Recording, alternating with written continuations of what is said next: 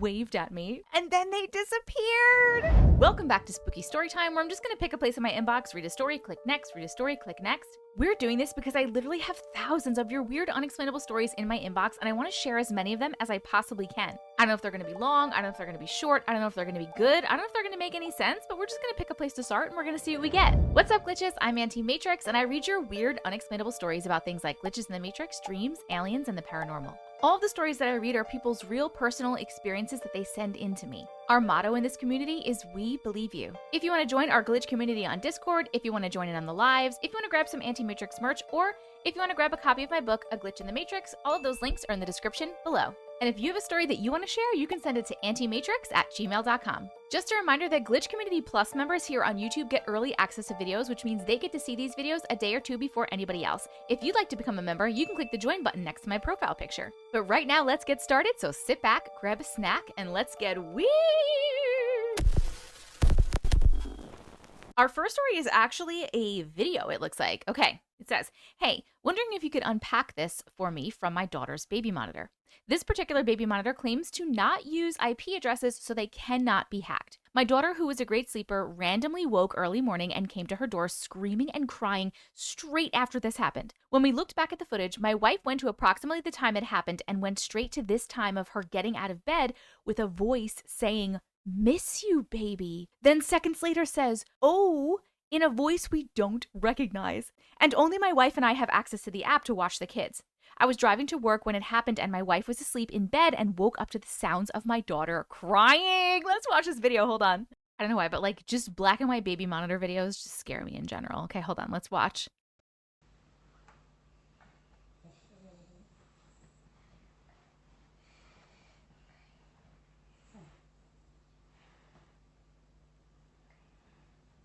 Hold on. I couldn't hear. Let me turn it up a little bit.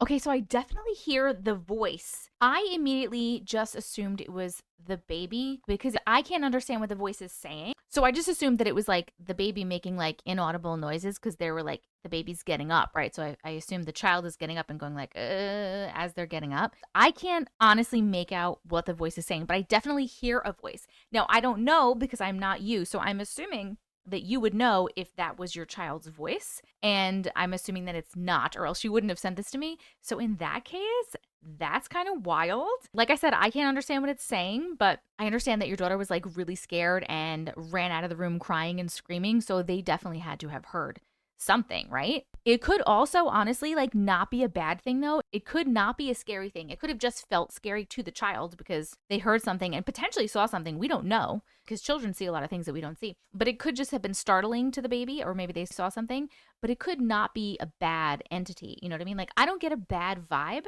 from the video. I don't know if you got a bad vibe from the video. It could just be like an ancestor or someone who passed in spirit that's just like watching over. That's what I would take from it, just because I don't get a bad vibe. But what do you guys think? Let me know in the comments, and thank you so much for sharing this video. Hi, Auntie Matrix. Hi! I have a story to share with you. I have been contemplating the past few days if I want to, but I think it's time. For the longest time, I have been dreaming and seeing the future before things happen. To me, it feels so real, and then I wake up and I realize it was only just a dream. I can't control it, it just appears. I have dreamt of things since I was little, of things that ended up manifesting in my physical world. On June 12th, I am scrolling through Instagram and then I see a video of an airplane falling on top of a building, and it was near the airport, and it was exactly as I saw it happen in my dream. In my dream, I was the one recording, and I saw everything, the color of the plane, red and white, even the name, but when I woke up, I didn't remember the correct name, so I Googled the name I had in mind and it didn't exist. but deep down, I knew it was going to happen and there was nothing I could do about it. The dream was on May 8th, 2025. After the crash, I was overwhelmed with shock. I always tell my sister everything, and I have a screenshot of our conversation. It's in Swahili, though, but it translates to everything I have just written. Here is the conversation in case you can read Swahili. Okay, friend, so you are absolutely having premonitions. That's wild that you had like such a big one. I know it didn't have to do with you personally, but this was like a big one to like dream of the plane crash, like to see the plane crash before it happens.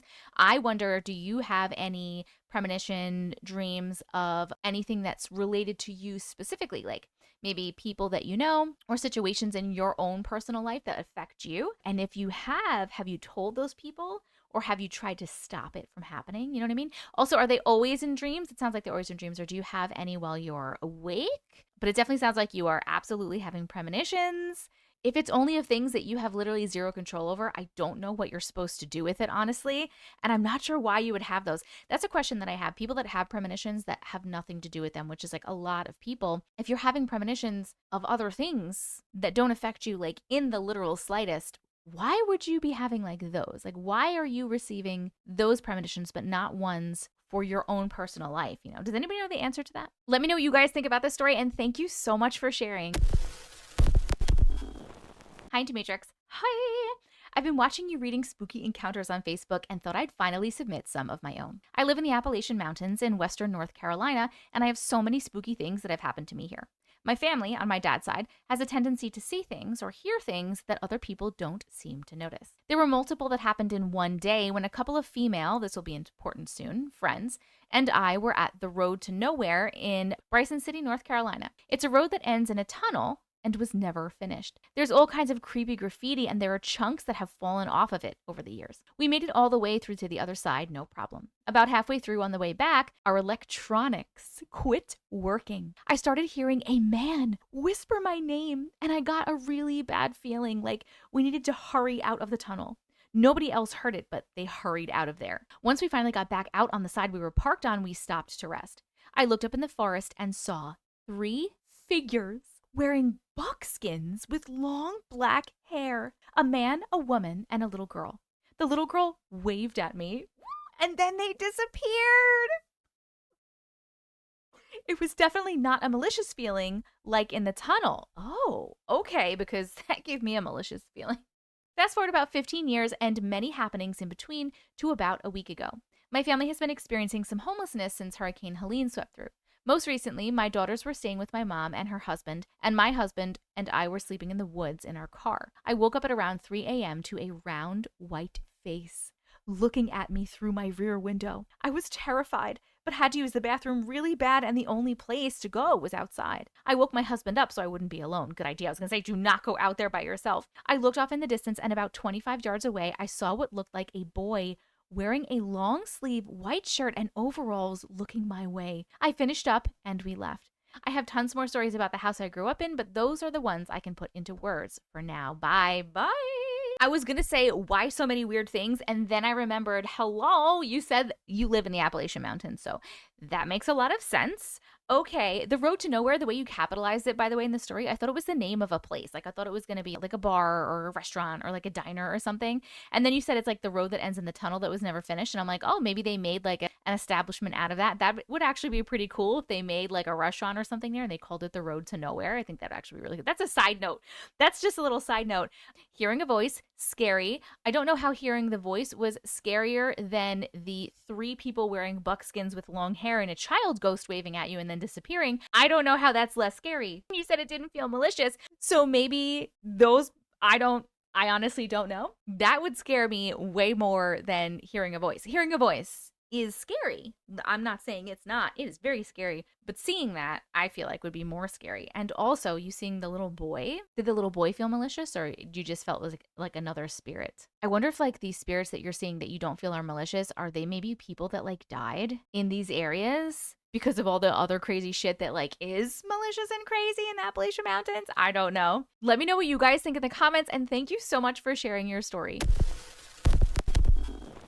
Hi, Auntie Matrix. Hi! This is a good one, at least I think so. By the way, I really appreciate your content. Oh, I love hearing everyone's stories, and I'm so thankful you've created this place where we can dive deep into the unknowns of the world and beyond. Thank you so much for saying that. I love you. Depending on how long this is, I might throw in a bonus. Ooh.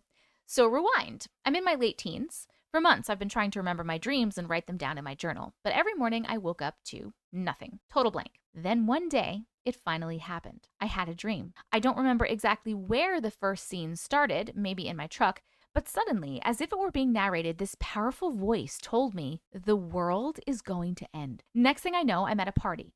Out of nowhere, an earthquake hits. Everyone starts panicking and leaving. I run to my truck, and when I glance in the back seat, my friend Mary Jane is just there, sitting on the seat. There's a winky face, so are you talking about Mary Jane, or are you talking about a friend named Mary Jane? I'm gonna go with the first one because of the wink. We head to the store, and I go in to grab towels and blankets. As we're leaving, the voice speaks again. You're about to be in an accident. My perspective shifts. Suddenly, I'm seeing from the front of my truck, watching two cars collide. The car closest to me starts spinning back in my direction fast and stops inches from my face. I'm completely untouched. Then the voice says, I'm taking you somewhere where not many people go. And just like that, I'm in a tunnel, a realm, a space connected to an infinite number of souls. It felt like I had crossed into another dimension entirely. For the first and only time in my life, I physically forced myself to wake up from the dream.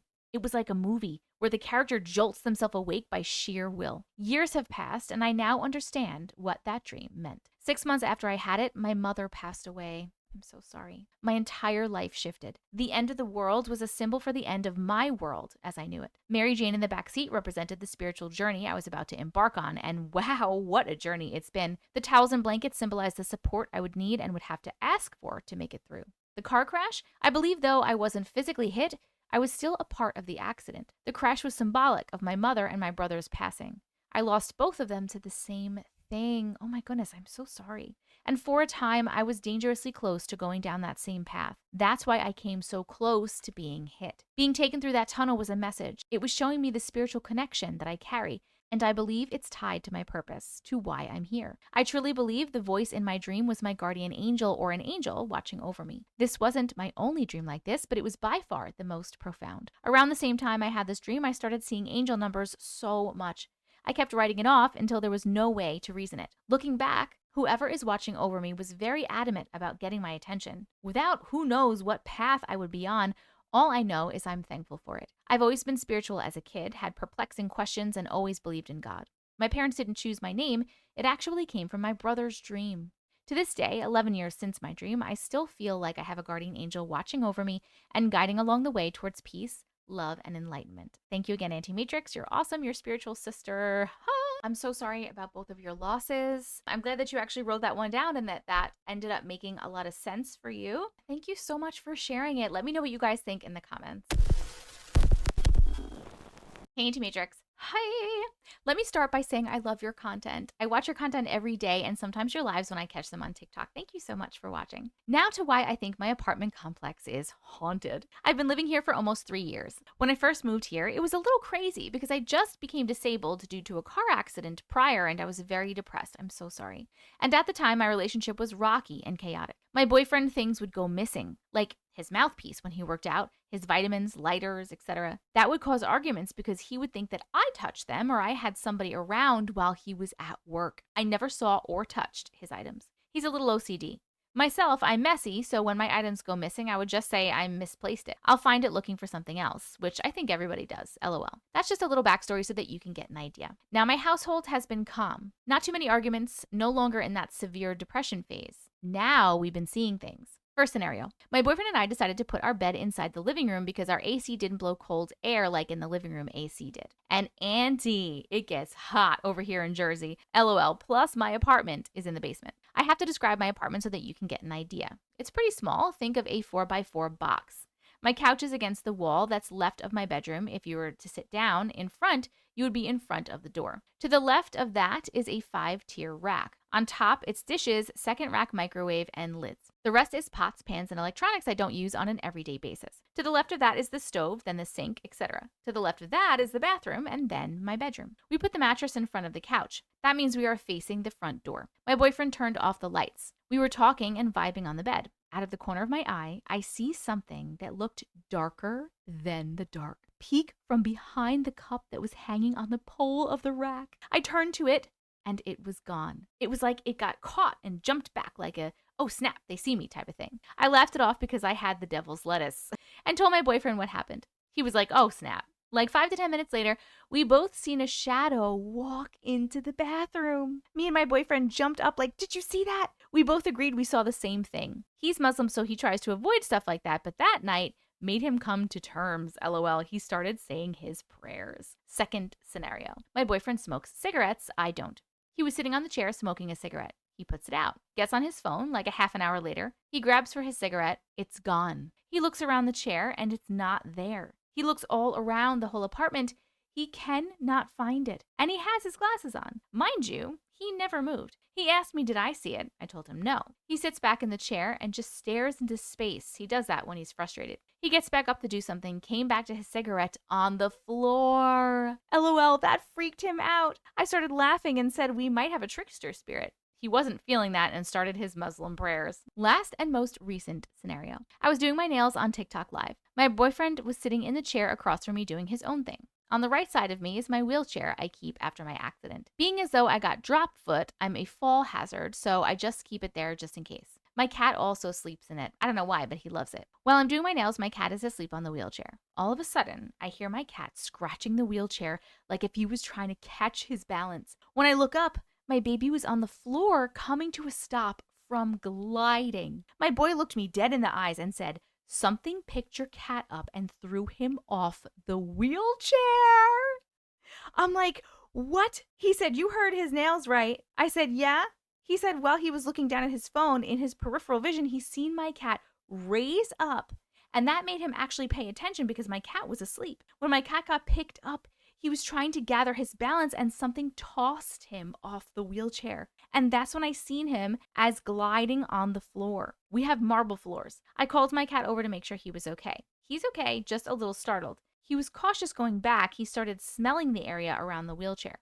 My boyfriend got sage and saged my apartment, and I told it it's not welcome here and it needs to leave in the name of Jesus. Sorry for the long story. Don't you ever apologize for a long story. I got more, but this is long enough. I also sent you another story on TikTok about how I heard a mimic. It's in request if you want to hear that one too. My name is Bigalicious. Hello, Bigalicious Big Bree. Thank you for reading. I hope you have a great, safe day and keep doing what you're doing. Thank you.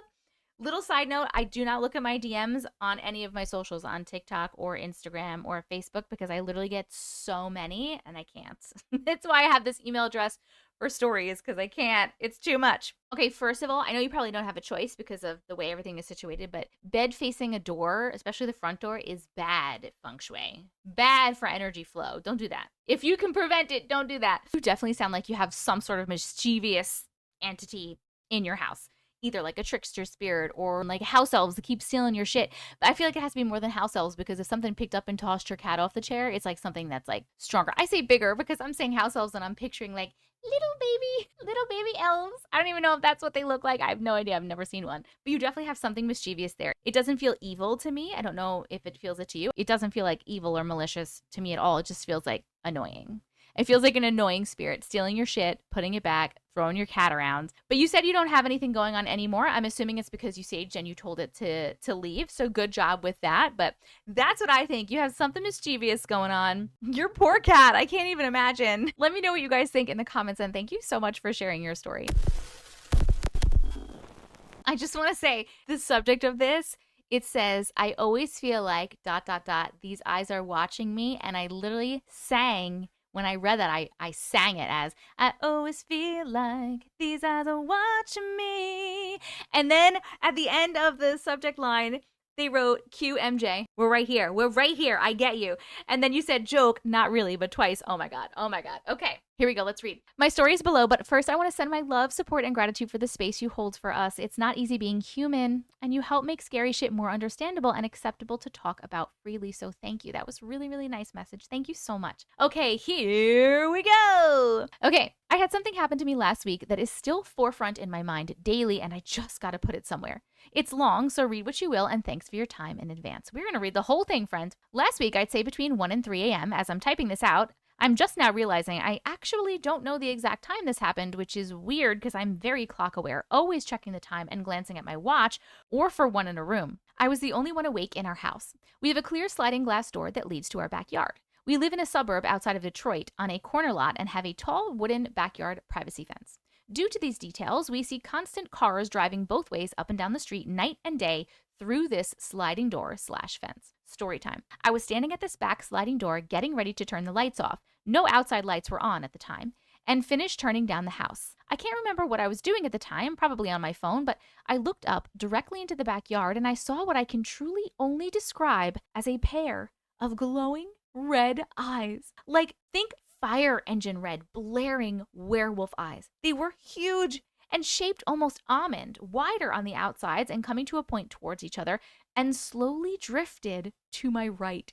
Still outside. It took me a few seconds to realize what I was even seeing. I went through all my logic. Car taillights? Nope. No car or solid being or any type or any other light followed with them. Inside reflection of taillights through our kitchen window from the front of our house? Nope. Those blinds were already closed. They were so close to the door too. Far too close to be taillights. I've lived here for 3 years and I am a night owl, so I'm well aware how any light looks passing by through that fence. This was not like anything I had seen here before. Also, the direction the eyes were moving would be on the opposite direction of any car lights, and their height was too low to be seen through our fence from the street, as we have bushes that are taller against the fence. I racked my brain as I didn't really register it all at first and didn't feel any fear or danger. But since I've actually been thinking about it all, I think something visited me. Now, what's crazier is this has happened to me once before, probably almost 20 years ago. I've been able to rationalize this specific incident throughout the years as, for those who remember, we used to have a cable box in my childhood home basement, and the channel numbers were displayed in glowing red numbers on the box face. We always had lots of paranormal activity, good and bad, at this house, and my bedroom, coincidentally right above this cable box area, and the basement were definitely the most active. One day I ran downstairs, and I mean ran, 'cause haunted basement, if you know, you know, to get a drink. And as I ran back up, I saw the cable box with red numbers across the basement like normal. No big deal. But as I sat down to open my drink and watch TV upstairs, it dawned on me that my parents had gotten rid of our cable boxes like maybe 6 months or so before that. So what the fuck did I just see? Went back down moments later and no glowing dots, no red numbers, no cable box, just absolute dread. As mentioned, I've been able to rationalize and normalize this event as a display I had seen repeatedly for years that my brain falsely registered this one time because, to be fair, it was only at a glance, and this specific time I didn't recall seeing any numbers on the box, only 2 glowing red dots that I assumed were the channel numbers on the cable box like I had always seen for years. This never happened again. So up until last week, I thought that that was an insignificant event, even though in the past I have had someone else completely unprovoked tell me they felt something in the corner of that basement where the cable box used to be, right below my bedroom. I just always chalked it up to my brain playing tricks on me, but now I think it might have been something else all along. Oh my God, I was gonna say maybe you saw it, but I don't know if it's the same thing. Because if you saw something in the basement that you thought was the cable box numbers, that's small. But then you said the eyes that you saw in your backyard were very big. Right. Did you say very big or just very close? Hold on. Let me just scroll up. A pair of glowing eyes. They were huge and almond shaped and slowly drifted. Like, how huge? I'm wondering, like, do you mean like really huge, or are they like, did they look huge because maybe they were like really close to you, and then maybe like you seeing the red numbers on the cable box that wasn't there was far away in the corner, so they were, you know what I mean, like distance-wise, like they looked smaller and then they looked bigger, and maybe it was the same.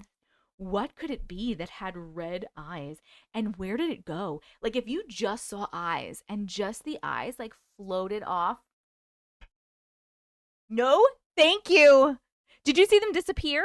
Like, did you see them disappear, or did you just see them, they were just moving, and then what happened? You know what I mean? Like, what happened? What could that be? If it was just eyes and you didn't see anything attached to it. I wonder if it's because it was so dark you couldn't see. Like, maybe it was a shadow figure, but you just couldn't see the shadow figure because of the darkness. Even though most of the time when somebody sees a shadow figure, they describe it as being like darker than the dark. So you should be able to see it, but I don't know. I don't know. What do you guys think this was? And do you think it was the same thing as what was in the basement? Or do you think the basement is just like the brain trick thing that has nothing to do with anything? Let me know in the comments. And thank you so much for sharing your story. Hey there, Auntie Matrix. Hi. I love to watch your videos and I have a crazy experience I thought you would appreciate. When I was about 19 years old and traveling the US by myself, I decided that I was going to take a tour of Bodie, California. It's an old mining town turned into a state park for restoration and preservation. My plan was to go camp right outside the park. As soon as it opened up in the morning, go, take my camera, take a whole bunch of pictures, and tour everything that I possibly can, and then return back to my campsite and stay another night before hiking up another local trail. So camping that first night, I had really, really vivid dreams about the gold rush. That's wild. I figured that my subconscious was just picking up my surroundings and my excitement for going to see the town the next day. So I really didn't think anything of it. My dreams are so vivid, it felt like I was there. I felt like I was looking at this town in its heyday, that I was experiencing it. It was just so crazy, and it just made me so much more pumped to go out and take the tour the next day. Morning rolls around, I get up. I go and swap out my batteries in my camera and make sure I have a clean SD card. I get inside the park and go see the town. I probably walk around 10 miles easy, going up and down the streets and taking my time looking at everything. I took probably over 700 pictures. I get to the saloon and there is a minute where I'm just absolutely taken aback. I just cannot stop looking around at this, and it felt so familiar. I've been to so many of these old mining towns that they're all built pretty similarly. I was trying to rack my brain where I had seen this floor plan before, but I just couldn't put my finger on it. I knew this place. I knew every single bullet hole that was in the saloon. The tour guide was talking about the prostitutes and how they would get payment from the mine company rather than the miners itself. It was so weird because I knew exactly what the form of payment looked like before I actually saw it. Walking back up to the parking lot, there was a house where all of the prostitutes had lived. I thought it was such a beautiful home, and they did a great job trying to restore it, and it just seems so familiar to me. So I took a picture of myself sitting on the steps with my cell phone and then went back to going back to the parking lot. I left for the day and went back to my campsite and continued camping not far from that park. When I went to bed, I had another dream, and this time I was standing inside that restored house looking out at the front steps, and I was just fixated on the front steps where I had just been sitting earlier that day. I stood there in this white dress and fiddled with a brooch that I had on my neck, and again, the dream felt so realistic and felt like it was actually happening. It felt like I was there in that moment rather than a dream itself. I woke up in the morning, I packed all my stuff. I did my hikes like I had planned. I took thousands of pictures on my camera. I get home after a week of traveling. I put my SD card into my computer and I go to upload all of my photos and to take a look at everything that I had done. I noticed something. Every picture that I took, photos of before and after going into the park, turned out beautifully. They were actual pictures. Every photo that I took in the park were so overexposed that they looked like I took them on tintypes. I thought that was strange, but I figured maybe I had accidentally turned the camera into manual and the f-stop was out of whack. Even though after I took the photo it appeared normal on my display, I went back and looked at my phone. I got quite a few selfies on my phone while I was in the park and a couple of Snapchats that I was able to share instead of my camera photos. I slapped one of those filters, popular filters, on it and put it on Instagram. It wasn't until I had my friends and family calling me, asking me who was in the background of my picture, and I was like, what are you talking about? They're all selfies of me. I looked at the one where I was sitting on the steps outside the restored home, and sure enough, when I looked into the window on the right, there was someone standing behind me. It gave me shivers. I just got chills right now because I did not expect to catch something like that in a photo. I was now super curious and went on to the official park website to look at all the photos, trying to see if it was like a shadow or something that could have been enhanced or manipulated by the Instagram filter. There they had a tintype taken at the saloon of some miners and a prostitute who looks exactly like me. What? I have no way to explain it, but I feel as if I had two separate timelines run into each other and I was living in both simultaneously. That is the only way that I can explain how I can have a photo of myself almost 200 years ago and a photo with what I feel is me standing behind myself. This wasn't the first time that I've had deja vu or have felt like I have visited myself. I think this may have been a previous life, but happening simultaneously to the timeline I'm currently living in, which is really kind of crazy because I'm living in almost a parallel life in this one since I do sex work in the adult film industry. I don't know any other way to put it. What are your thoughts? This was a selfie I took on my phone. Oh, we have pictures?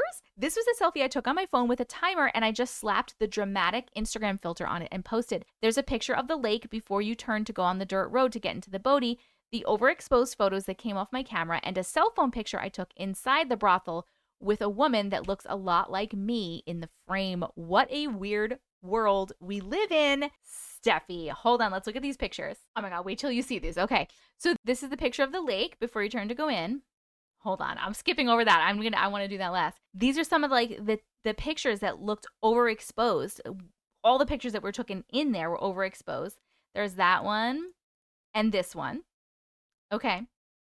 This is the picture in the brothel, and this is the woman that they say looks like them. So take a look at this face, and then wait. Hold on, wait. Just wait. Hold on, where is it? This is the selfie. Look over here. Can we scroll?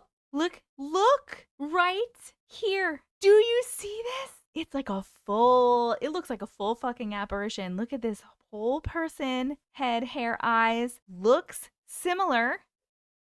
What? This is such a good photo. I literally saw this and I was like, because, okay, for me, I have a really hard time seeing things. People in photos all the time are like, oh, look, there's a face. Like, oh, look, there's a person. Oh, look, there's a shadow figure. And I'm like, I don't see anything. I immediately saw this.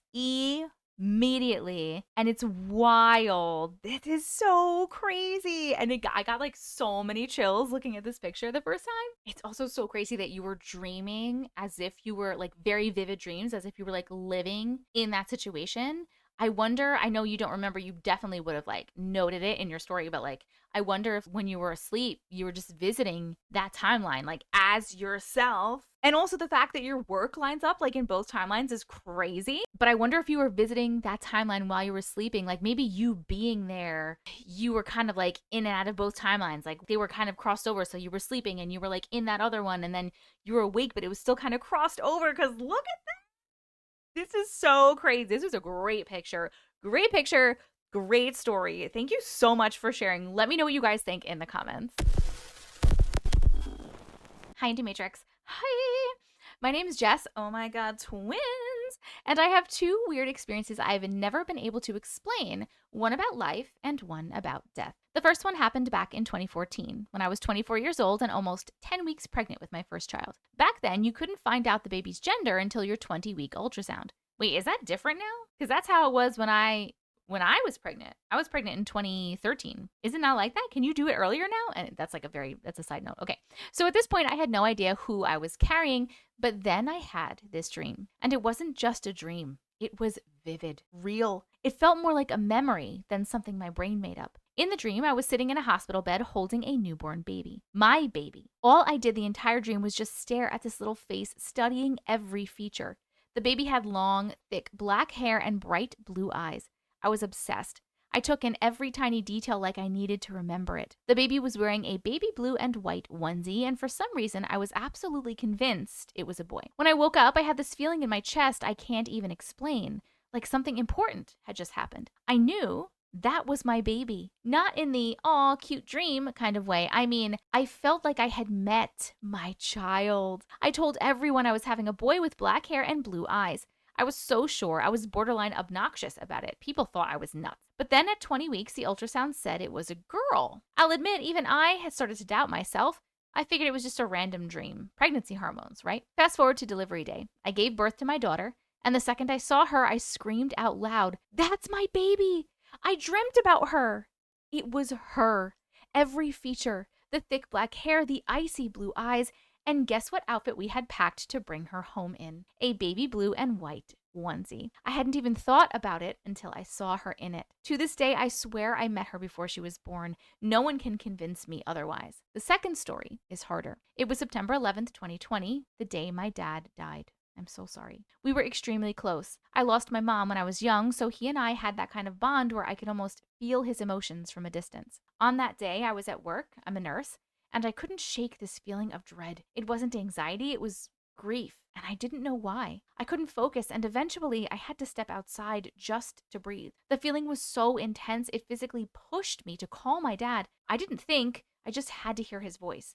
like something inside me knew time was running out. We talked for about a half an hour. I was crying and he was comforting me, even though I couldn't explain why I was so upset. I told him I loved him and that I just needed to talk. It felt important, even though I didn't know why at the time. About an hour after that call ended, I got the call. My dad had suddenly and unexpectedly passed away. I don't know what that was, intuition, energy, divine intervention, but something in me knew. And because of it, I got to hear his voice one last time and tell him that I loved him. I guess both of these stories have the same thread. I felt something before it happened. One was life arriving, one was life leaving, but both were real, at least to me. Firstly, I love that you saw your baby in a dream before she was born. I actually had the same thing, and I actually also thought it might be a boy, which is really funny. In my dream that I had, I just remember being in a driveway, and I remember my grandfather was there, who was passed at the time, and I tripped and I fell, and I looked up, and he was standing there holding my baby, my little baby. And I thought it was a boy too, and it ended up not being a boy, it ended up being a girl. But I feel like I met her as well. I love that you met her. Like, it wasn't just that you dreamed of her, like, you actually met her. That's so nice. That's so beautiful. I love that. The second one I don't love, but I do like a little bit for you. I obviously do not love that your father passed away. I'm so sorry for that. But I do like that something in you, or a guide or an angel, your higher self or somebody, let you know, kind of, so that you would reach out and you would have that last conversation. I feel like that probably really helped you. If you hadn't have gotten that last conversation, it may have been even harder. So I'm glad that you at least got that you got to speak to him and you got to tell him that you loved him and you got to have that conversation before he passed. And it's crazy that you said suddenly and unexpectedly. It wasn't even like he was sick or something. It was just like out of nowhere, which is really crazy. But I am glad that you got to have that conversation, but I am so sorry for your loss. Let me know what you guys think in the comments about these stories, and thank you so much for sharing. Hi. My name is David, and I'm a fan of your content. Hello, David. Nice to meet you. I have been contemplating on sending my story in for a while now, and I figured now is as good of a time as any. So, my story happened in 2003 when I was 15 years old. I was living in Lancaster, Ohio at the time, which is a small town about 30 minutes from Columbus. If you have any listeners from there, they can definitely vouch for when I say that Lancaster is a very historic town, especially in regards to the Civil War. It is the birthplace of General William T. Sherman. You can actually tour the house he grew up in, and the town's main middle school is named after him, just to give you an idea of what it is like there. Anyways, when my experience happened, I was staying with my best friend. The fact that he also witnessed this and that we still talk about it to this day is what let me know that I am not just crazy. At the time, my friend lived in a pretty big, pretty old 2-story house.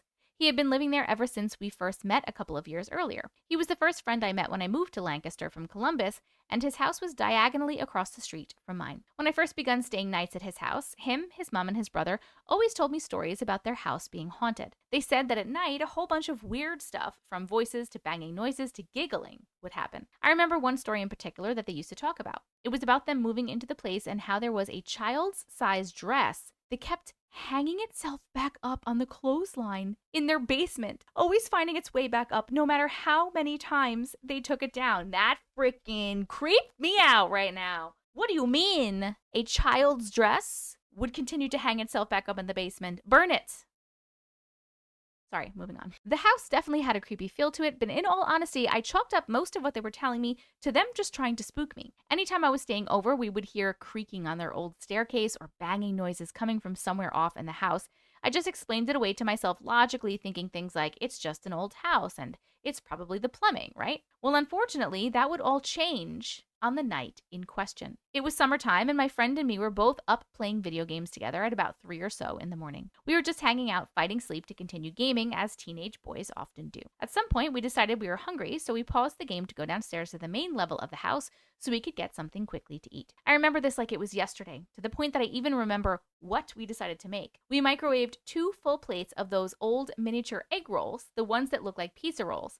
I'm not sure if anyone remembers those, but anyhow, we were down in the kitchen talking and goofing off as we waited for our food to beep, when suddenly we heard something hit the hardwood floor of the dining room on the other side of the wall from where we were standing. Whatever it was had landed on the floor hard, making a noise so loud that we both jumped and then just stood deathly still. The smaller door-shaped entrance to the dining room from the kitchen was to our left. Immediately to our right was a doorway we had entered the kitchen through, which was just kind of double door shaped opening with no doors. If you were to walk out of that one and turn left, you would be in the living room, and on the same wall of that doorway and all the way down the hall was another much larger entryway into the dining room. However, if you exit the kitchen through the door we came into and go to the right, you would be at the stairs to go back up to the second level of the house where all of the bedrooms were. Well, as he and I both stood there startled, staring at the doorway on our left, while internally debating on whether or not to go into the dining room to investigate what had just impacted the floor and why,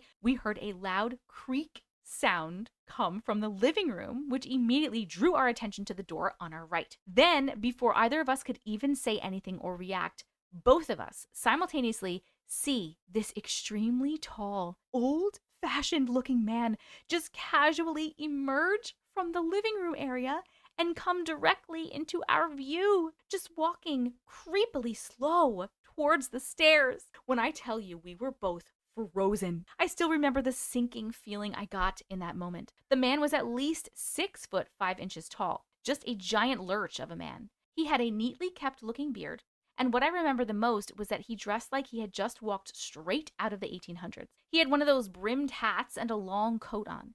He appeared to look physically there, but he also had a weird looking, almost glow to him, if that makes sense. I guess what I mean is that he was not transparent or a shadowy figure, nothing like you would expect based on your usual apparition sighting.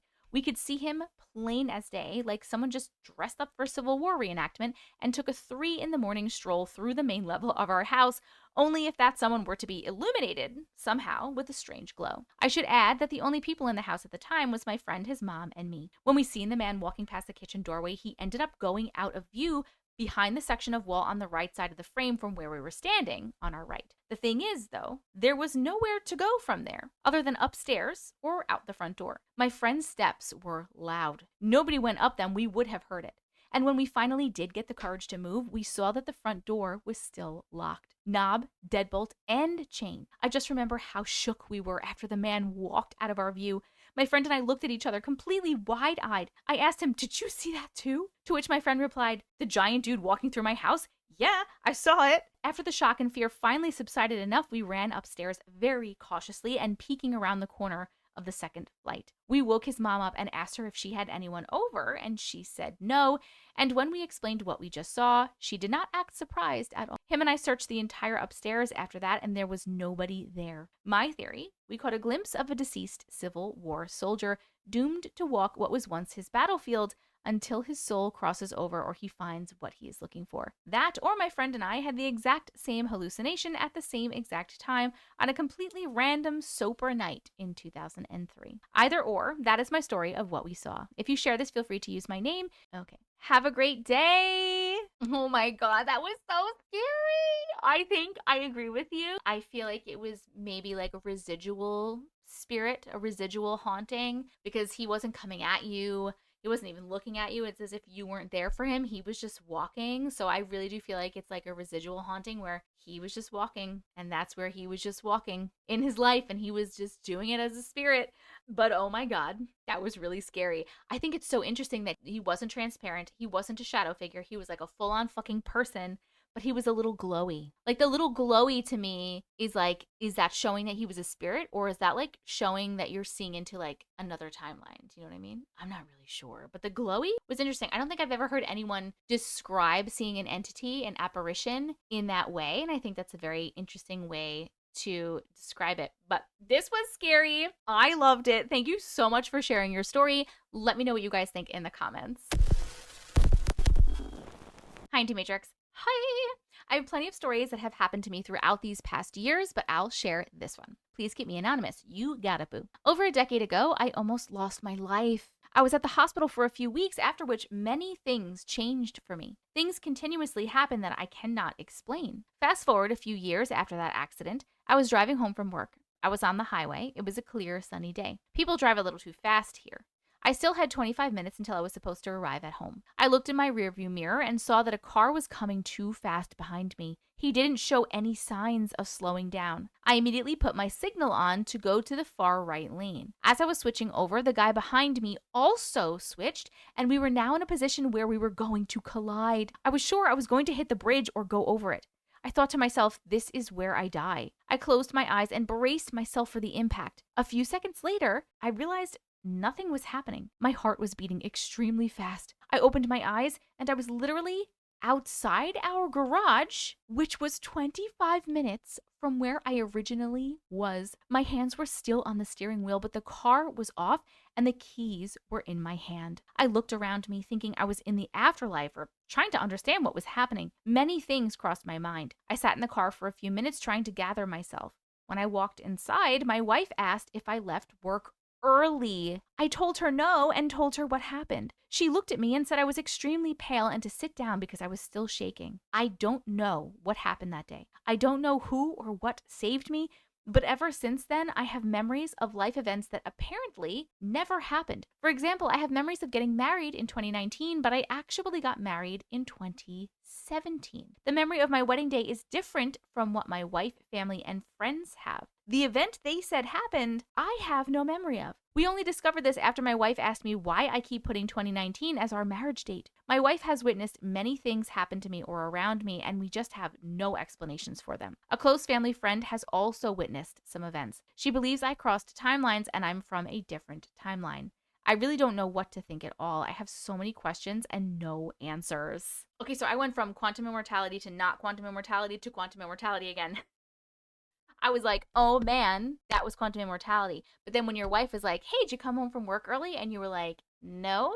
I was like, wait, maybe not. What the fuck happened? But the fact that you said that so many things are different, like you're remembering things that apparently never happened, I definitely think quantum immortality. You guys definitely hit. If you don't know, I'm sure you do if you watch my stuff. But for anyone that's listening that doesn't know, quantum immortality is the theory that when we die, we hop immediately into like another extremely close, very similar timeline, and we continue living. And we merge, basically, our soul merges with the one in the next timeline, if that makes sense. Normally, it's so similar, people don't notice, but in a lot of my stories, people do notice, and things are a little bit weird, like this, where you're having memories that apparently are not correct. And I would say maybe you had like some sort of seizure or something and you don't remember getting home, but the fact that your wife literally asked if you left work early because you were home that fast means that wasn't it, because having a seizure or something weird happening like that wouldn't make you get home faster. And the fact that you have these memories of things that like apparently never happened. So I think you absolutely collided with that car and then you jumped timelines into a timeline where you had left work early, so you avoided that accident, and now you're in your driveway. And now all this shit is different, but you're still here. It's just like you're in a different timeline. I fully believe that. And that is crazy. The fact that you were like white and pale, I wonder if that had to do with you switching timelines or if you were just so freaked out and anxious about what the fuck just happened that you were like kind of giving yourself a panic attack, an anxiety attack. But definitely quantum immortality. This was a great story. Thank you so much for sharing. Let me know what you guys think in the comments. Hi, Auntie. Hi.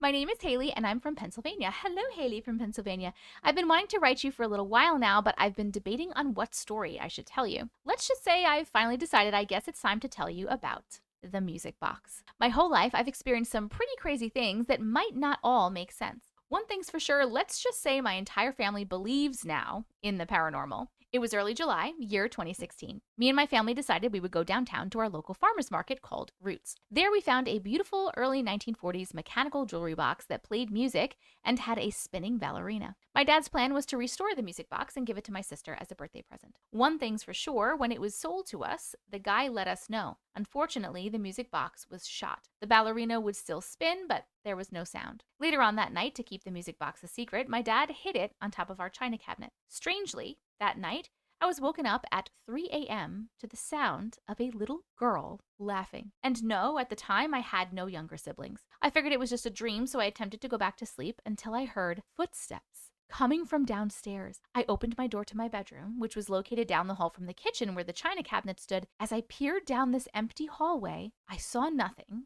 and I heard nothing. I was a little shaken, but I figured once again it was probably all in my head. Until the next morning, it was 7 a.m. I was woken up again, but this time to the sound of a melody. At this point, I was terrified. As I opened my bedroom door slowly, the melody I was hearing would fade away, and every time I would close my door, I would hear it loud as day. I laid back down in my bed and I forced myself to go back to sleep. When I re-woke, my mom was standing over me, asking me what was wrong. Turns out I was screaming in my sleep, something I've never done before. I tried to explain to her what I experienced. She said I must have experienced a very vivid bad dream. About 3 days passed, my dad decides it's time to attempt to restore the music box. After that night, I didn't experience anything, so I started to believe my mother, and I started to tell myself it was just a bad dream until the night my dad had the jewelry box completely taken apart, and I was woken up again at 3 a.m. to the sound I heard nights before coming from the music box. But this time, when I opened my door, I wasn't looking into an empty hallway. Standing 15 feet in front of me was a silhouette of a little girl. I could see every feature clear as day. She was glowing. For a split second, she was there, and then she was gone. And when I closed my door, in fear is when I heard a familiar laugh. The same laugh I heard the night my father brought home the music box. I decided not to tell anybody because I didn't want to scare my family. As days passed, I would wake up at 3 a.m. to see this girl in my room, standing in front of me at the foot of my bed. She didn't do anything but stare at me until one night. Oh my God, I have chills, guys. I have chills. I was woken up to something playing with my toes. What? She was tickling me. I ignored her not because I wanted to, but because I was terrified. This experience continued until my father finished restoring the music box, but instead of giving the music box to my sister, he placed it in our shed where it still remains to this day. About 2 years ago, I questioned my dad on why he never gave my sister the music box. He then described the same occurrences that happened to me. He stated happened to him. I asked him why didn't he just destroy the box? He then proceeded to state when a spirit is in possession of an object, it is their home. He feared if he would have destroyed the box, she would have made our house her home. So he decided in his best interest, fixing the music box would bring her spirit peace. And since we never saw her spirit again, we believe that it did. Cool. This was a good one. This one scared me. This girl got closer and closer. I do not like that. First you heard her giggling, then you heard the music. The fact that you were hearing the music so loud and then you would open the door and it would fade is fucking wild. Wild. And then you saw her, and then you heard her, and then she was by your bed, and then she was tickling your toes. Oh my God, that's so scary. All the chills, all the chills, all the chills. First of all, I wish you would have asked your father sooner, because you probably would have felt a lot better and felt really validated that like your father experienced the same things. I can't believe he experienced the same things. That was actually pretty smart of him, that he felt like maybe it would bring her peace. I don't know if you never saw her spirit because he brought her peace and she left, or if you never saw her spirit again because he put the fucking music box in the fucking shed, and maybe she's living in the shed. Did you ever think of that? Maybe she's living in the damn shed? I don't know. Maybe you should go check that out. I'm gonna go with, I hope though, that you brought her peace and she's not living in your shed. I feel like it's okay. This was such a good story. Oh my goodness. And that's so scary. Thank you so much for sharing. Let me know what you guys think in the comments. Hi, Auntie. Hi. I had the weirdest experience recently, and you were the first person I thought of to tell about it. Thank you. I love that. Me, my daughter Liv, my daughter-in-law Lakin, and my cousin Christy went to my daughter's city, Lexington, Kentucky, for their Pride celebration. It was the city's first outdoor Pride celebration and first Pride parade. Oh, that's awesome. We walked to the closed-off street where the celebration and parade were being held. We got there about 15 minutes before the parade was scheduled to start. We seen some people with staff and volunteer shirts standing against a brick wall that was against a grassy area. There was other people standing there, and I heard a woman ask one of the staff if the parade was going to come through there and if that was a good place to watch it. The staff member told her yes, that it would be a good place to watch it. So we stood around for a few minutes, sitting along the wall, and watched all of the cute Pride doggies wearing adorable little rainbow hats and tutus. One lady walked by us with a gorgeous blue pit bull, and she was very friendly. A blue pit bull. She ran up to us, and we was all petting her. I asked the owner her name, and she said Brinley. This wasn't a quick hi and bye chat. She stayed for a bit and let Brinley cool off in the shade of the brick wall under our feet while we chatted. It was super hot out. So after a while she left, and we sit around for a few more minutes, and we seen a guy with a trombone pass by, and it had one of those music sheet holders on it. We figured he was going to be in the parade and that it must be getting started late, so we decided to walk over to the vendors' booths to find something to drink. Now keep in mind that this was just one straight street, no hills or curves. You could see from one end to the other, so we knew we wouldn't miss the parade. We just thought when it started, we would stop wherever we were and watch it. so we take our time. There was lots of good vendors, food booths, and tents set up giving out free merch. We stopped at every single one. Literally every single tent or booth we stopped at. We got tons of free stuff and bought a few things too. There was still no parade. So skip back to when we first started walking. Chrissy points out a random old beat-up looking white box truck, and she said, "It makes me nervous seeing those at public events because you never know if it's going to blow up." Oh my God. We told her she was being paranoid and went on our way. So back to us at the vendors. We see Brinley and her mom again.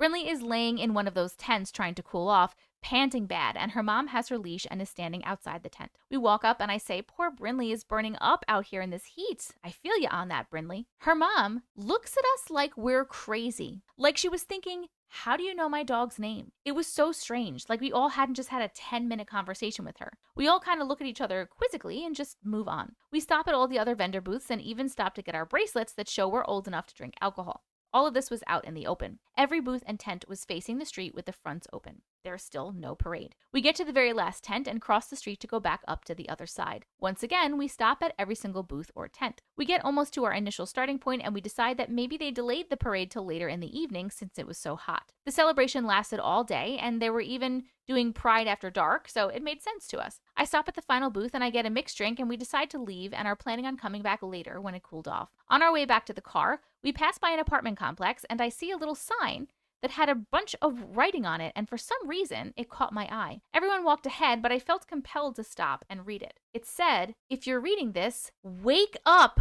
You're in a coma, and the doctors are saying you're not going to make it." It said more, but I don't remember exactly what it said. I have so many chills right now. Oh my God. I don't remember exactly what it said after that first part because I needed to catch back up with the others. I caught up and told them that was weird and asked if anyone else had noticed it. My daughter said she's seen me reading it but didn't think much about it. So it's not very far back to my daughter and my daughter-in-law's house, and we chill out and watch some TV. My daughter is scrolling her phone and says, guys, what the fuck? She shows us a live video posted by the Lexington Pride Facebook page of the dang parade. It was streamed at the exact time it was supposed to start. You could even see in the video the parade passing by all the same booths and tents we was at. The road was a straight line. There's absolutely no possible way we could have missed a whole damn parade. It had a whole professional marching band, hence the trombone guy we walked by earlier, lights, sirens, big floats, drag queen beauty show contestants. We would have seen, or at the very least, heard this parade. It just doesn't make any sense to me.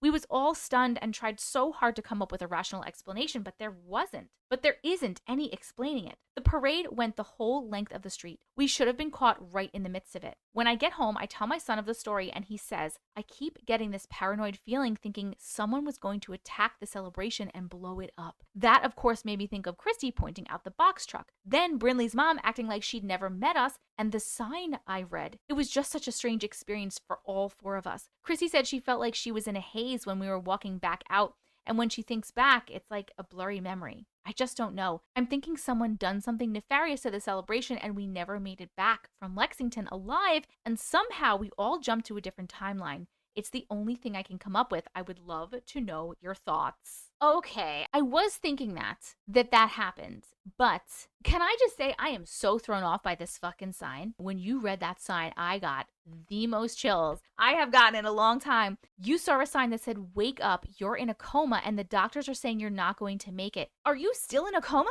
Is this timeline we're in part of your coma? If you had died, if it was quantum immortality and you had died and switched timelines, all of you, first of all of you jumping the same timeline, sure. I didn't mean to say sure, like I didn't believe that's possible. I do believe it's possible, but I'm saying if that would have happened, why would you be seeing this like wake up? So wait, do you feel like you saw the sign after or before? You saw the sign before you died. Like, do you think that you saw the sign? Oh my God. Hold on. I need to think for a second. Okay, so like maybe I'm so confused by this because like maybe you died and then you were in a coma and you were in this other timeline or this other timeline while you're in a coma, and they were like, wake up to your other timeline, you're gonna die. And then maybe because you didn't finish reading it or whatever the fuck, you did die in that timeline, and then now you're in this timeline where the parade actually took place. Does that make sense? Am I making sense? In my brain, I'm making sense. I hope I'm making sense out loud because in my brain it makes sense. This is freaking me out, man. The coma part is really throwing me for a loop, and it is freaking me the fuck out. I need to know what you guys think in the comments. Please let me know, and thank you so much for sharing your story. Hey, Auntie. Hi. I feel a little crazy sending you this, mostly because I have no recollection of actual events. For short backstory, Polly was my imaginary friend. I have no memories of Polly, but I don't remember most of my childhood for some reason. I just have the stories of events that I was told by multiple family members.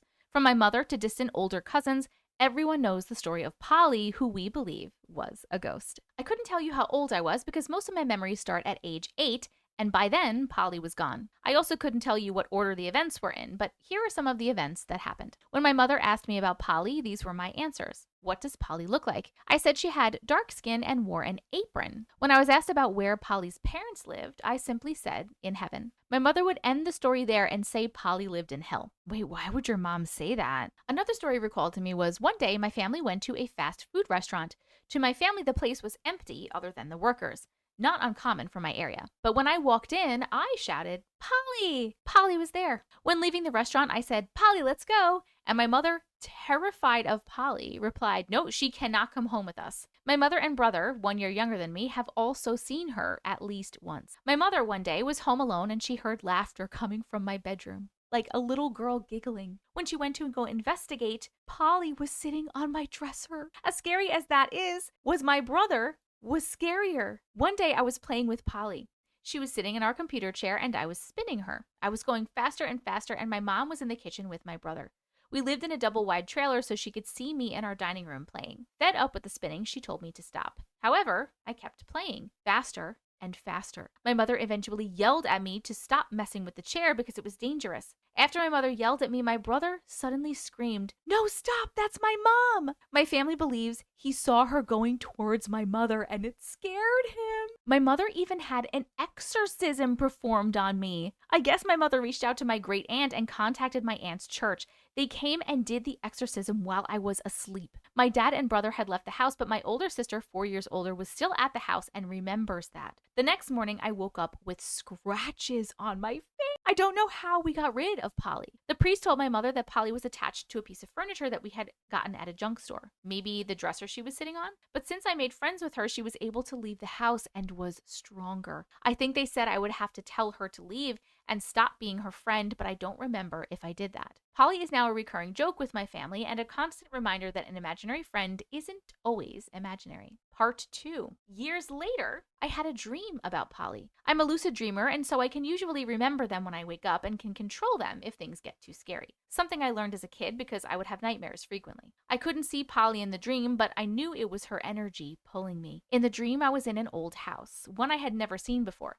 It was dark and I could barely see. What I could see was a door cracked open and a light coming from the other side. It was straight out of a movie, and I knew from those movies that this is probably some unlocked memory or grayed truth. LOL. Polly was trying to show me something. Scared out of my mind, I slowly approached the door and reached for the handle. But before I got to the door, something felt wrong. Whatever was behind this door, I was not ready to learn. I had to get out of there. I panicked and looked for another exit.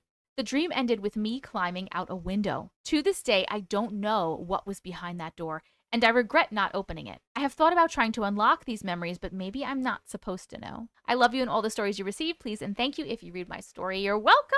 Oh my God, what was behind that door? I know you say you regret not opening it, but like, I regret you not opening it too because I want to know. I'm sure we all want to know, whoever's watching this video, but you clearly weren't ready to open it, and who knows when you would ever be ready, but what was behind it? And the scratches on your face after the that's wild that your mom actually got an exorcism done on you and that the church would actually do it, because I thought that there was a lot that goes into, like, when you want to get an exorcism, I thought that there was like a lot that goes into that, like a lot of research and stuff before they even like do anything like that. That's just from the movies I've seen, so I could be completely wrong. Please somebody correct me. But the fact that you woke up with scratches on your face, like, I wonder if the exorcism worked or what happened. Like, maybe you were scratching your own face because like you were possessed, or maybe Polly was scratching your face for whatever the fuck reason, like trying to stay with you or whatever they were doing. Also, I really believe that pretty much almost every imaginary friend is not imaginary and is some sort of either spirit or entity or spirit guide. I feel like it's something. I don't think they're all imaginary. Maybe some, but I feel like most are not imaginary. I think most are real. And this was a really scary one, though.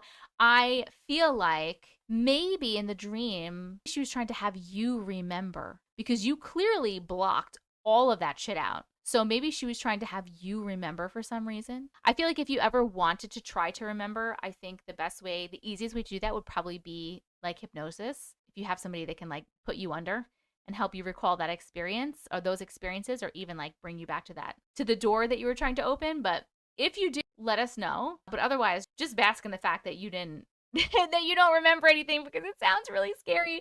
Thank you so much for sharing your story, and let me know what you guys think in the comments. Hiya, lovely. Hi. Hope you're doing well. I am. Thank you. I really enjoy some of the stories on your channel. I have a lifetime of paranormal experiences and just weird stuff happening around me.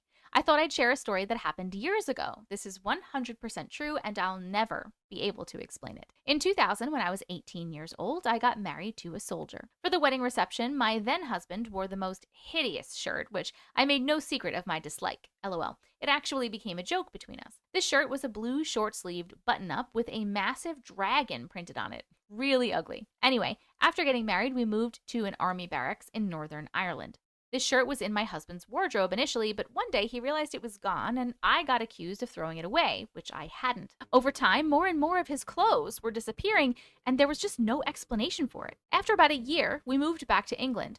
My son had been born, and we were living in Lancashire for a while. I decided to go back to London to stay with my mom for a while, and eventually we were given a flat in Hyde Park Barracks. This is where it gets weird. Remember, we had left Northern Ireland and lived in another house before arriving at this next one. When we got the keys and were preparing to move our stuff in, we went to look around. My mom and stepdad were with us. When I looked in the cupboard in the hallway, there was a bin bag. I was confused as we hadn't put stuff away and hadn't properly moved in yet, but when looking in this bag, it was full of all the clothes that had vanished 2 houses ago. I remember my mom and I just looking at this bag in total shock and amazement. I still cannot come up with any logical reason as to how a bag of missing items showed up in a place that we were about to move into, but got there before we did. Warm wishes from sunny England, Katie. Friend, what? What even? What even? The weird thing is it wasn't like a whole bag of them disappeared at one time and then like popped up in another timeline. It was that they were slowly disappearing and then they all appeared at one time in a bag. What the fuck? What the actual fuck? I don't know if I have a reason for this. I don't think it would be a timeline glitch. It can't be a timeline glitch. Like timeline glitch in the Matrix, like, you know, that happens all the time where something glitches into another timeline, then like glitches back. But not like one piece of clothing at a time and then all come back at once in a bag. Like that's just fucking weird. That's just fucking really weird. And like it can't be like house elves or something mischievous, right? Because unless you're taking it with you to another house, it's like, what's taking the clothes? And then, guys, I'm stumped. I'm literally stumped. Can anyone come up with a reason? Like, what the fuck? What do you think happened? Please let me know in the comments. I need help here, friends. Thank you so much for sharing your story. This was wild. Hi, Auntie Matrix. Hi. I've been watching your videos for a hot minute now, and so many remind me of the shit I've experienced in my life, so I wanted to share some of my noteworthy experiences with you, starting with my first supernatural encounter. When I was 2, in 1999, my family moved into a beautiful big 4-story house on a quarter-acre of land in Chilliwack, BC. BC, is that British Columbia, right? Is that correct? I don't know. The house was built in the late 1880s. Oh my God, that's so old. Originally a farmhouse on a working farm, and an original cherry tree stood in our garden along with younger fruit trees from the mid-1900s. That is so cool, by the way. My bedroom overlooked the herb garden that housed the original cherry tree, while my parents' room overlooked the backyard, and my sister's room overlooked the opposite side of the yard into our neighbor's yard. When we first moved in, my mother was pregnant with my sister. I don't remember too much aside from what I was told, as I was barely 2 years old at the time. Though my parents noted that after moving into this new house, I developed night terrors and refused to sleep in my room. And every night, I insisted on sleeping in their bed. Around a year later, I was 3, and I remember vividly waking up in the middle of the night around 2 to 3 a.m. and seeing an old, dirty farmer standing in my closet doorway across the room from my bed. He stood there with his scythe. Oh my God, that's fucking terrifying. Straw hat and a sullen look on his face. He scared the absolute shit out of me, so of course I would crawl into bed with my parents. When I was 5 years old, my parents had enough, so one night my mom came to lay in bed with me, And when I woke up to the farmer staring at me, I woke my mom up and all she said was, "Holy shit, I see him too." We both went back to her bed. She brought my sister to her bed too, and the next morning she went straight to the Chilliwack archives where she found a newspaper article about a farmer who had hung himself in the cherry tree that my room looked over. Oh my God, chills, chills, chills, chills. There was a photograph of the farmer in the clipping that confirmed what we were seeing. Sorry, I get so loud sometimes I get excited. We lived in that house until I was 8 years old. There were a ton of paranormal occurrences in that house, but the farmer was by far the most notable. I'll submit some of my other experiences later on, as I am now a mother of 5 myself. Mother of 5, holy smokes. Are you okay? And short on time, but between my experiences and my children's experiences, boy, do we have a few stories for you. Please keep me anonymous, as I am a professional and I would like for my bosses and clients to not think I'm deranged. You're not deranged. We believe you. You are a real person and you are not crazy. Keep up with spreading people's experiences. I love what you do. Thank you so much. Oh my God. Like, I'm sorry. Okay, I get it. Farmer Ghost hung himself on the cherry tree, so he was clearly not a happy soul, and he's back hanging out because that's where he hung himself. But why the fuck do we need to be holding a scythe? Is that really necessary? Is that really necessary? That's fucking terrifying, bro. That is so terrifying. Ghosts, can we appear friendly, please? If we don't mean any harm, which I feel like this ghost didn't mean any harm. He was just there. He didn't seem to do anything harmful. He just was terrifying. Can we not hold scary weapons? That'd be great. That'd be so great.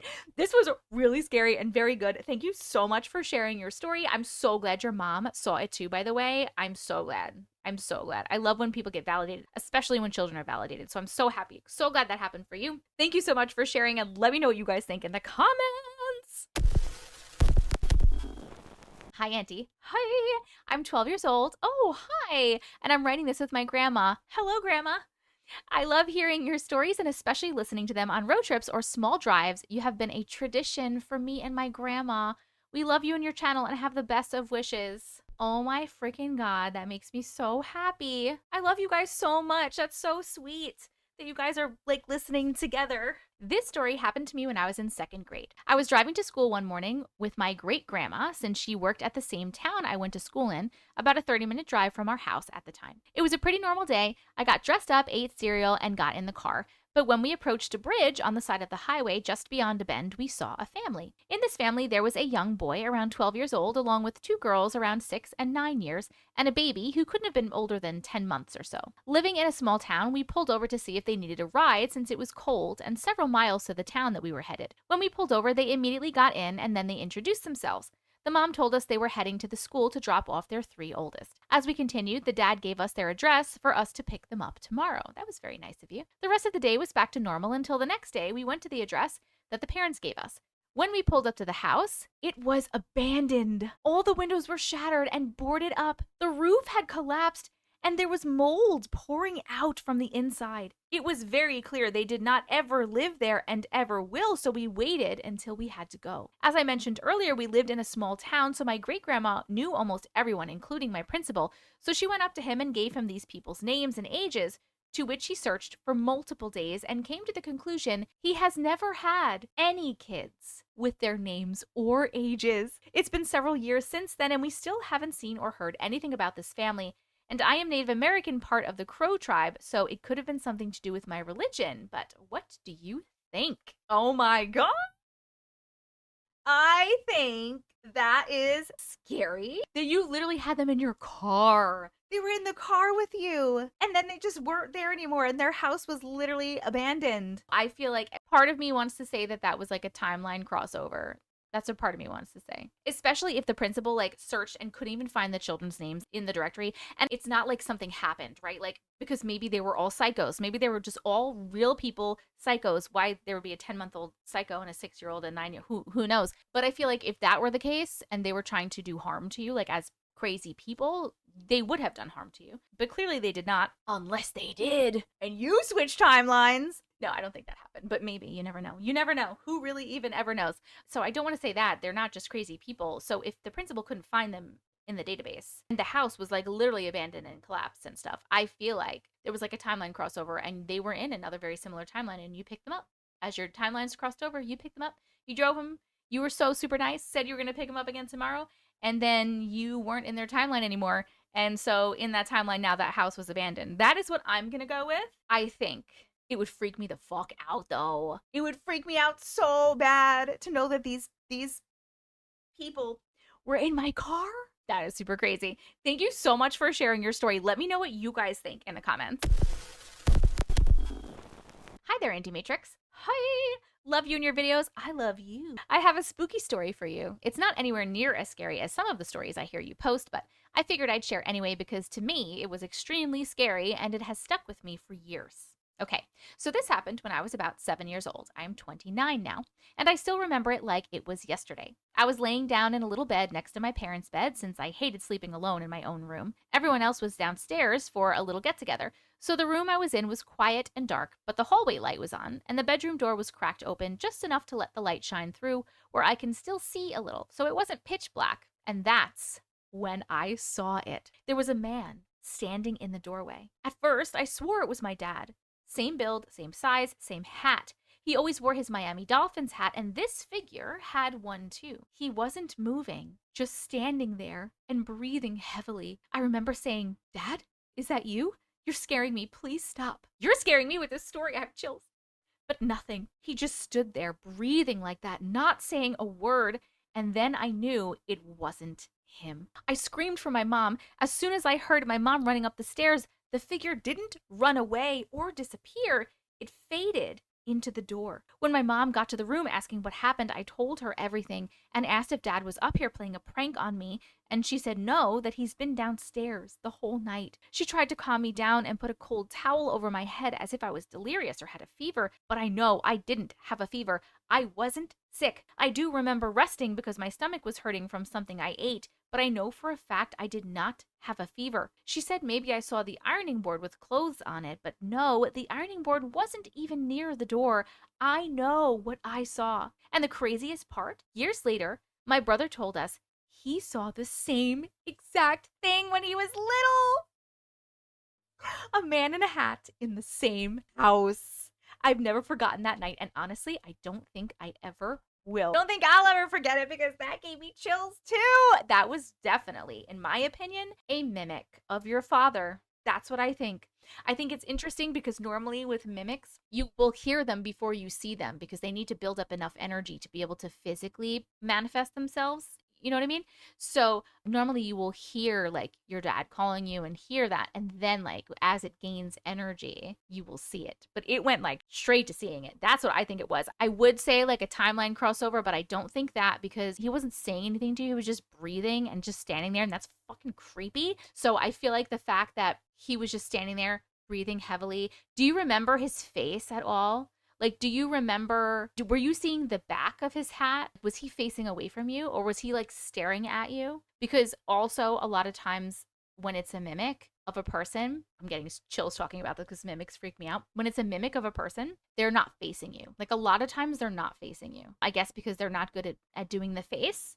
So I'm wondering if you saw the face or if it was dark so you partially saw the face or if it wasn't facing you at all. But that's so fucking scary. And the fact that your brother saw the same thing, you definitely had a mimic in that house. You definitely did. I'm sorry that your mom didn't believe you and was trying to explain it away.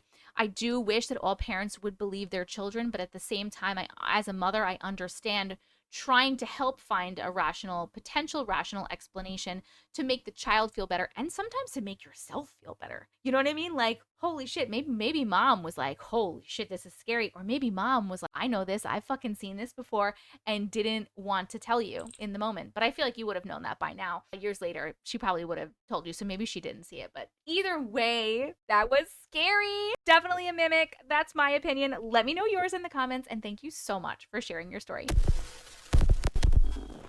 Hi, Auntie Matrix. Hi. I was putting on perfume just now after my shower, which I do every day. I noticed a bunch of scars, like 7 healed, pale scars on my right arm that weren't there before. I literally look at this arm every day when I'm making sure to direct my perfume to the correct spot. They weren't there yesterday. If I would have accidentally scratched myself, there would be blood, scars, and healing. Also, I'm right-handed, so I didn't do this to myself because they would have been on the opposite arm. I've included photos. Have you ever heard or seen of anything like this that would explain what is happening to my body? P.S. I love your stories and videos. Okay, here's some pictures. Oh my God, look. 1, 2, 3, 4, 5. What? Look at these. Where are they coming from? And you've never seen these scars before. That is so crazy. I've heard of so many things like this. This is definitely, I like your little French tips. Um, this is definitely like a glitch in the matrix. I feel like you jumped timelines. I feel like you've jumped timelines. And so like your body in this timeline has those scars and I don't know what they're from. You should ask like maybe your parents or siblings or friends if anybody remembers how you got these scars, especially like parents or siblings. Because if like you hurt yourself to the fact that you got all these scars, I feel like potentially maybe someone will remember something. And if it doesn't jog your memory, like I feel like you definitely jumped timelines, like 100%. And this body has a scar. I'm going to give you an example for me. We've had so many stories, by the way, of like people just like waking up with a birthmark that was never there.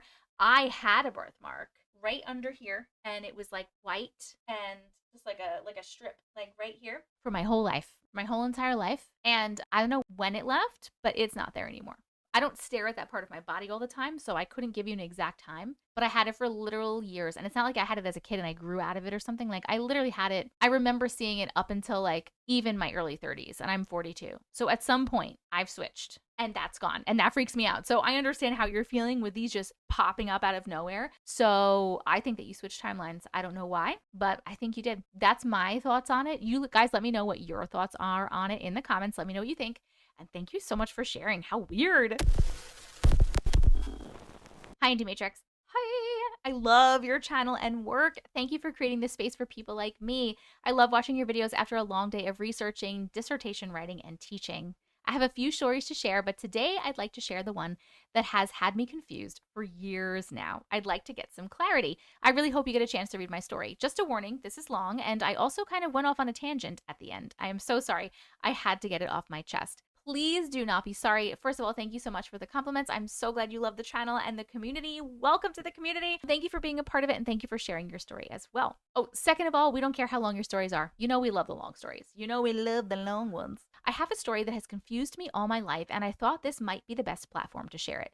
I am not sure if this was a timeline jump or if I was dreaming or what, but I will let you and the listeners be the judge of it. So I was born and raised in India, and this story is from the year 2003. I was 8 years old at the time. My grandparents lived in Kolkata, my grandmother still does, while my parents, sister, and I lived in central India. My parents are still there, but my sister and I moved to 2 different countries. Sometime in mid-March of 2003, my great-grandmother passed away. March is the time of final exams in school, and my sister was in 9th or 10th grade at the time, so she had a few of her exams left while I was done with mine. In my culture, the funeral prayers happened 13 days after death, which was enough time for my sister to complete her exams and travel to Kolkata. My father and I went to Kolkata a couple of days after we got the news, and my mother decided to stay back with my sister. They were to join us later. All this traveling happened by train because the city we lived in had no airport at the time. I was already in Kolkata for a week when my sister and mother came. So logically, I was not in that 30-hour train ride with them. That much is clear. However, this is where my confusion starts. I have a very, very, very clear memory of actually being there in that train with them.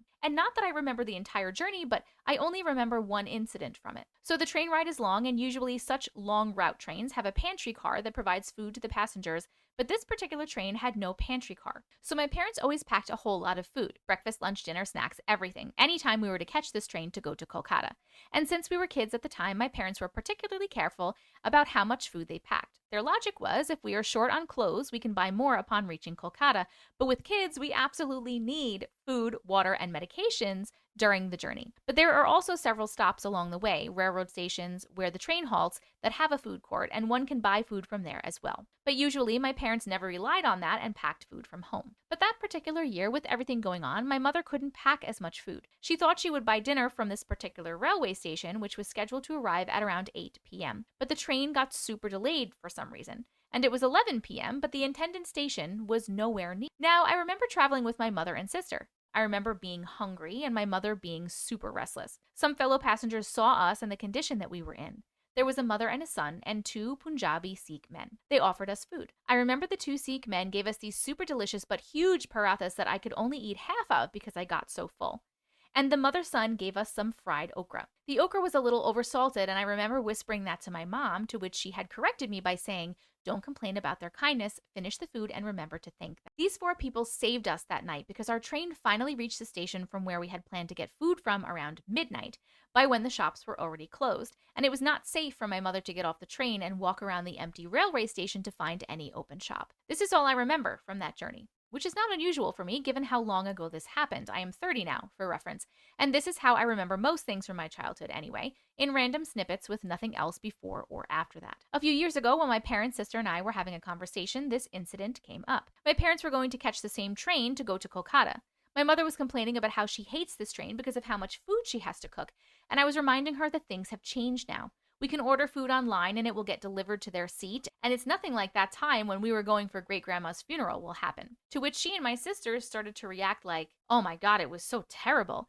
And my sister saying, "Yeah, I was so hungry I could have eaten the seats." And I added to that by saying, "Yeah, but I still remember the okra. It was too salty, no matter what you guys say." This was followed by a few seconds of silence, and my mother and sister looked evidently confused. Then my sister said, "What do you mean? You weren't there." And my mom agreed to it. I was a little confused about why they were saying I wasn't there, so I reminded them, "No, I was there. You guys don't remember? There was a mother and son and 2 Sikh men. The Sikh men gave us some of their huge parathas that were so delicious, but the okra was oversalted." But my mom insisted that while what I was saying was true, I still wasn't there because I was already in Kolkata, which is also true. I know, but I also know what I remember. She said to me that I have always had an overactive imagination, and maybe I imagined everything too vividly when she was narrating this incident after reaching my grandmother's house, where the funeral was going to take place. I mean, yes, I am an imaginative person, part of the reason why I'm an English major now and an aspiring writer, lol, but I can very clearly differentiate between a memory and an imagination. I say this because sometimes I imagine things so vividly that they come across as a memory. But since all this is in my own head, I can tell them apart. Anyway, we went back and forth with her insisting that I wasn't there and me protesting that I was. Lastly, I even told her that I remember the exact station where our train was halted when this all happened. And she, almost challenging me, was like, "Okay, which one was it?" She challenged because she or my sister never really added a station name or anything anytime they narrated this incident because it was simply not important. I replied quite confidently, "Bokaro Thermal. That's where we halted, and that's when these people offered us food." From her expression, it looked as if she was also surprised because she obviously didn't expect me to know. But then she went, "Yeah, that's where we were, but maybe I or your sister told you. I don't know, but you weren't there. That's for sure." My dad changed the topic after this, and we never revisited this incident. But I swear on God, I am not imagining this. It happened, and I was there. I don't know how or what, but it happened. And I was there. Yes, I went to Kolkata with my dad before my mother and sister. But somehow I was there in the train that night. I don't know how both can be possible, but somehow it is. After I found your channel and went through a whole lot of your videos talking about glitch in the matrix and timeline jump and all of that, I shared them with my sister first to make her aware of these things. And then I brought up this incident. She partially believes me now, but she too is confused as to how both can be true. Moreover, she has no memory of me being there. But I have a memory of being there with her and our mother. I remember the oversalted okra. I remember the parathas. I need someone to believe me and tell me, what the fuck is this? A memory from an alternate timeline? A glitch in the matrix? A part of me believes that maybe this is some sort of timeline shift or maybe timeline overlap where I did both the things. Traveled early, but also with my mother, because for the last few years I have been consistently feeling that I have changed life. I did not know then that it's called a timeline shift or whatever, but I could recognize signs of how everything is the same and yet it's not. For example, never in my entire life did I hear the word spleen. Never. I was very good in biology, and I distinctly remember studying human anatomy in class, and spleen never came up. Not once. Never heard anyone say that word, not even doctors. Suddenly, for the last couple of years, that word has been everywhere. I first heard it when I was rewatching The Vampire Diaries for the nth time, I have lost count, because it's my comfort watch. And yes, I know, not the best choice, but I watched it for the first time when I was a happy teenager, and now when life is too real and stressful, going back to that show and its familiarity helps me relax. I have rewatched this show so many times, and 2 years ago, during one of my rewatching sessions, I heard one of the characters, I think it was Damon Salvatore, say the word spleen. I had never heard this dialogue or this word before. I looked it up, and apparently it's an organ? Since when? I asked my sister, and she was like, "Yeah, a spleen, what about it?" "Yes, mammals have a spleen. What do you mean you have never heard of it?" I texted a friend from school, and she also pretty much had the same reaction. And all of a sudden, people are getting ailments in their spleen, ruptured spleen, cancer in their spleen, and here I am. I cannot even point out where the spleen is in my body. And I don't think I'm stupid. I have a strong career and a very good academic standing. I mean, maybe I'm a little stupid, I don't know, but nothing ever happened to me as such that would tell me that I'm completely stupid. And thankfully, I have friends who are smart enough to recognize if I were stupid and honest enough to point it out. But I feel like I'm the only one who doesn't know about the spleen. So that's that. Sorry, I went off on a tangent. You definitely went off on a tangent. That was very entertaining. And I feel the same way everybody else feels. Yes, a spleen. The spleen has always been an organ, boo. But ultimately, I think I shifted the timeline or something. I used to live in a spleenless timeline where I was on that train with my mother and sister, and then somehow the timelines merged and I migrated to this timeline where humans have a spleen and I was not on the train. Thank you for reading my story and my rant. Can't wait to share more stories with you. Okay, wow, this is a great story. Very well written, by the way. So my first instinct was to say that you were astral projecting. That was my first instinct, was that you went with your dad to Nevada first. And I hope I'm pronouncing all these places right, by the way. I'm sorry if I'm not. And then I felt like maybe you astral projected onto the train with your mom and your sister, especially because that seemed to have happened at night and maybe you were asleep. Maybe you were asleep and you literally astral projected and were hanging out with them.